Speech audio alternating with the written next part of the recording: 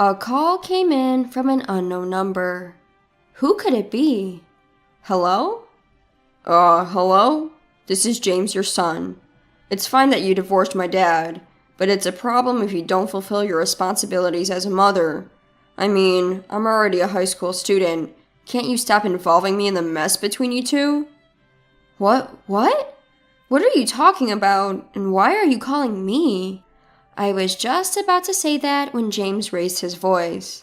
I'm telling you to pay my child support and tuition fee. The root cause of all this is your infidelity. And now you're trying to take money from my dad? You've got some nerve.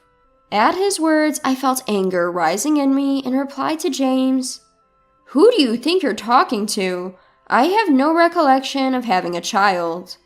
What? Have you gone crazy? Or are you trying to avoid paying by playing dumb? Don't mess with me. James must think I'm messing with him, but I'm surprisingly serious. As I said earlier, James is not my child. About 14 years ago, at that time, I was married to my ex-husband and we were about to reach our 3rd year. Up until then, our relationship as a couple hadn't changed much, and I think we got along fairly well. On our days off, we often went out together. With my ex-husband often being busy with work, he was away on business about half the month. He worked in sales, and I knew he traveled a lot even before we got married, so I didn't feel particularly out of place. But the one thing I felt was unnatural was the issue with children. Before we got married, I had told them that I loved children and I wanted to have one as soon as possible. Of course, we both had our own schedules. Even if I was ready, if he wasn't, it wouldn't work. So I wasn't in a rush and was taking my time. But 3 years into our marriage, he had never once brought up the subject of having children. By the time 3 years had passed, I thought it was strange and brought up the subject. What about having a child? It's been 3 years, and the older we get, the higher the risk of giving birth will be. Yeah, but I'm busy with work right now. When will you not be busy? Huh? You always say that, and it's been dragging on until now. I can't help it if I'm busy with work. If you keep saying that, I'm going to start wondering if it's really about work. What do you mean? I haven't done anything wrong. Huh? There was something odd about this conversation. I didn't suspect him of cheating. I was just trying to convey that if this continued, I would have no choice but to suspect him of infidelity.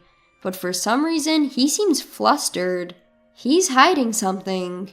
Thinking that, I decided to look into my ex-husband's activities, and I was able to uncover the truth behind his words and actions.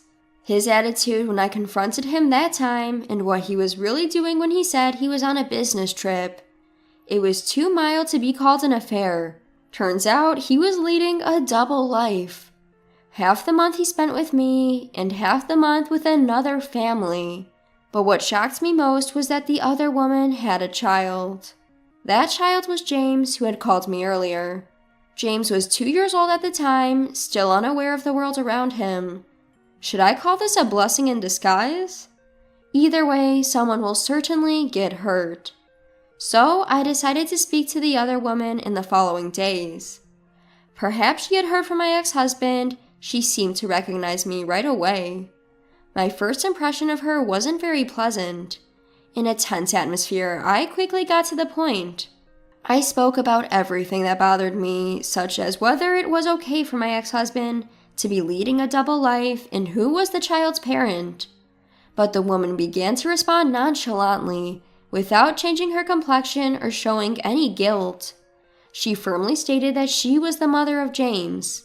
My ex-husband seemed to be hiding it, but she didn't hesitate to answer, which made me feel a bit overpowered. Finally, I asked her what she planned to do in the future. I won't do anything.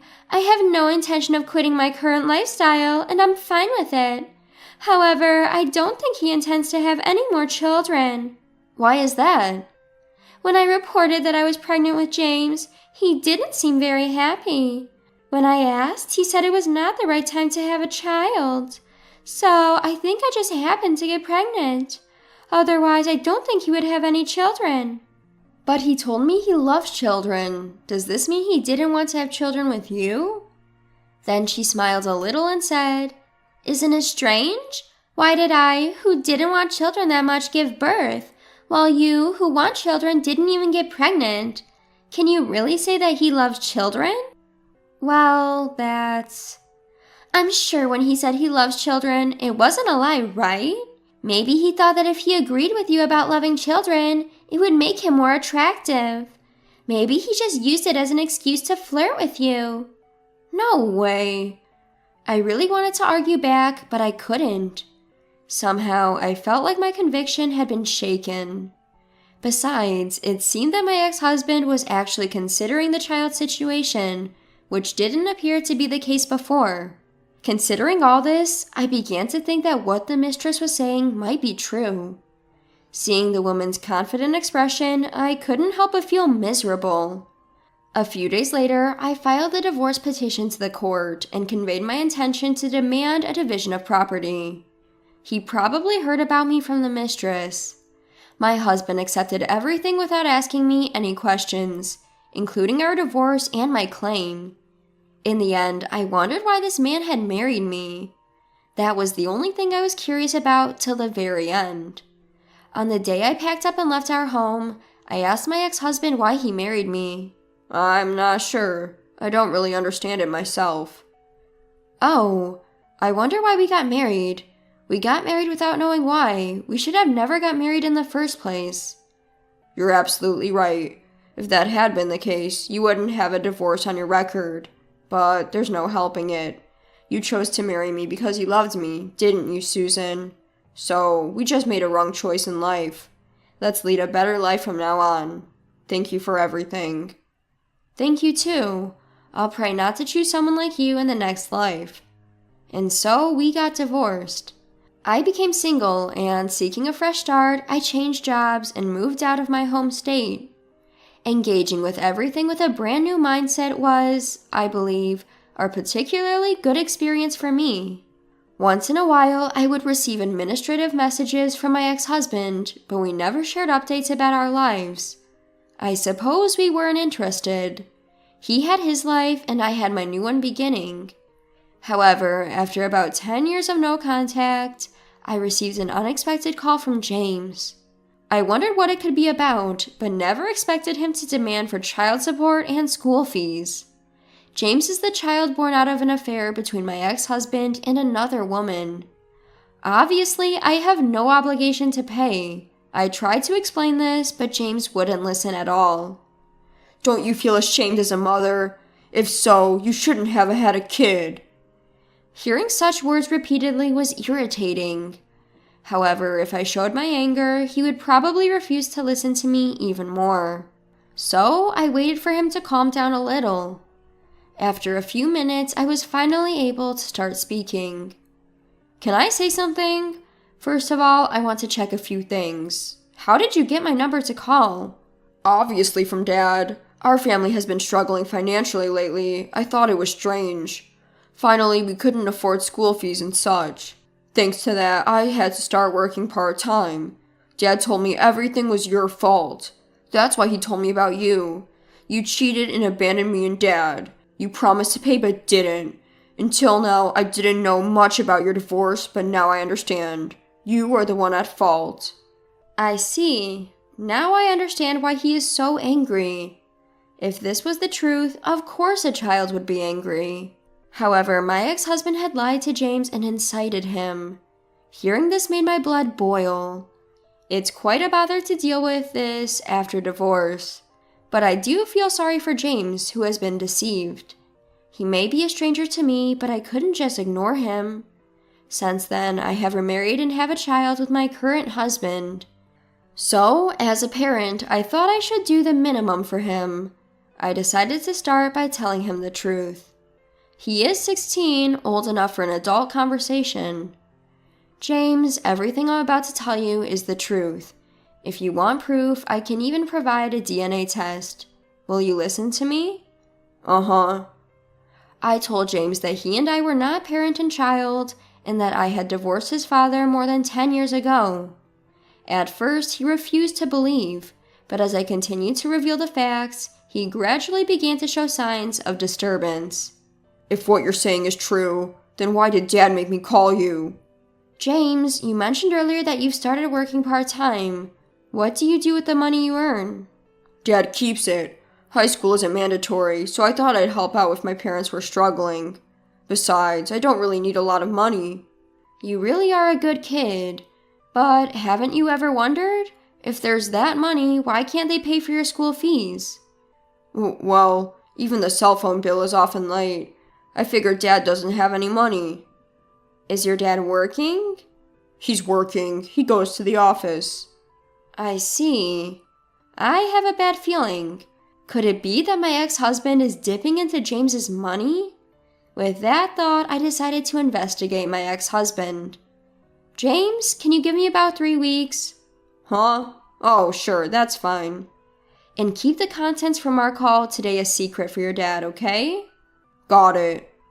And so I began my investigation of my ex-husband. I hired a private investigator and waited for the results. Some might call me generous for going to such lengths, but I'm doing it all for James. I don't mind if people say I'm crazy for caring so much about someone else's affairs. So what? If a child is about to collapse in front of you, would you ignore it? My answer is no. I don't want to be that kind of person. Besides, I hate my ex-husband more than anything for lying to his son. While harboring my anger towards my ex-husband, I waited for 3 weeks for the PI's report. The results came in. The contents left me in shock. At the same time, anger surged within me. Turns out my ex-husband is not a full-time employee, but a temp worker. But it seems he was recently laid off and is now on leave. Apparently, he's been going to the unemployment office but spending most of his days at the casino. James thought his father was working because he always wore a suit, but he was actually job hunting. And there was no sign of him seriously looking for a job. But the worst part about my ex-husband is that he easily begs his son for money, feigning remorse. That's why James, seeing his dad like that, felt sorry and gave him all his part-time earnings. But in reality, that money was just spent on my ex-husband's casino games and leisure. This is absolutely unacceptable. First, I need to sort out James's life. With that thought, I called my ex-husband's mother. It was fortunate that I hadn't deleted her number. Hello? Oh, Susan! What's up? It's been quite a while. I'm sorry for the long silence, mother-in-law. Could we talk for a bit? I explained the current situation to my mother-in-law. Why did I call my mother-in-law? My ex-husband's mother and her sister are his worst enemies. During our marriage, we rarely visited his family because of that. We had no contact at all after the divorce, but my mother-in-law seemed to think that I had some plans and wasn't angry at all about the divorce. I see. I'm sorry. I thought it'd be better to hear it from him, so I didn't tell you, but he was having an affair. What? Hearing this, my mother-in-law's tone of voice dropped. When I told her all the facts, I could hear her anger on the other side of the phone.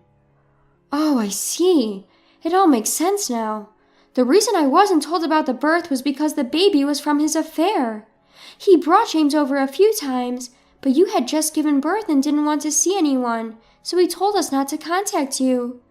After childbirth, women can become mentally unstable and can even suffer from mental illness. So I respected your wishes and kept quiet. I felt sorry for you when I heard about the divorce, but I couldn't contact you. I see. But I'm happy now because James shows his face every once in a while. He might be a child born out of infidelity, but that's not his fault. So I'm planning to be on his side from here on out. You're such a wonderful grandmother. I feel relieved. Actually, that's why I called. Would you and your husband be able to raise James? Of course. He's been working part-time jobs so diligently. But his father blows all that hard-earned money on slot machines? It looks like I need to give him hell. I'll leave that to you, haha. I just think James is desperately trying to support his father and wasting his future in the process. So I really want him to have a carefree life living with you and your husband. With my mother-in-law determined to raise James, his situation seems resolved. Now it's just about dealing with my ex-husband. I decided to contact him and arrange a meeting for another day. I was still furious about being lied to. When the appointed time came, I met my ex-husband in a coffee shop. His appearance had become ragged compared to before. Didn't expect to hear from you. You've aged, ha ha ha. Anyway, this is about James, right? I'm glad you get it. That'll make things quicker. Why do you have him call me? I've got nothing to lose, haha. I'm seriously broke lately. Got caught doing something shady at my old job and had to quit. James's mom suddenly disappeared, and everything's just been vanishing from my life. But hey, my mom and James still think I'm going to work, haha. It's easy to fool everyone if you just act sorry enough, haha. James is your son, isn't he? Don't you feel anything? He's a good son who gives me money. You won't find a more dutiful son anywhere, haha. Ah, I see. But I'm relieved, since you just said all that in front of them. Huh? 3 people rose from the seat behind me and came to our table. What? You're really the worst. We heard everything. Even at your age, your hopeless character hasn't changed a bit. You're done as a human being. There were my mother-in-law, her sister, and James. It was necessary for everyone to witness his true character firsthand. My ex-husband began to panic hilariously, unable to articulate his words properly. He occasionally glanced at me, seemingly pleading for help. Making that face won't get you anywhere. You need to accept everything you've done and really chew on the fact that you're a beast beyond help. Thus, this chapter came to a close. Since then, my ex-husband has been continually scolded by my mother-in-law, her sister, and my father-in-law, and was forcibly put to work. His job is manual labor, a recommendation from my father-in-law, who said it would help reform his character. Moreover, his salary is deducted as child support, a condition my father-in-law apparently arranged with the company. The money goes to my in-laws, who use it for James's tuition and various school expenses. Meanwhile, James is living with my in-laws. He's completely disgusted with his biological father and has been treating his grandparents kindly. He's such a sweet boy, through and through. Whether the actions I took were right or not, I still don't know. But surely, things are better than before for them. From the bottom of my heart, I wish for James to find happiness.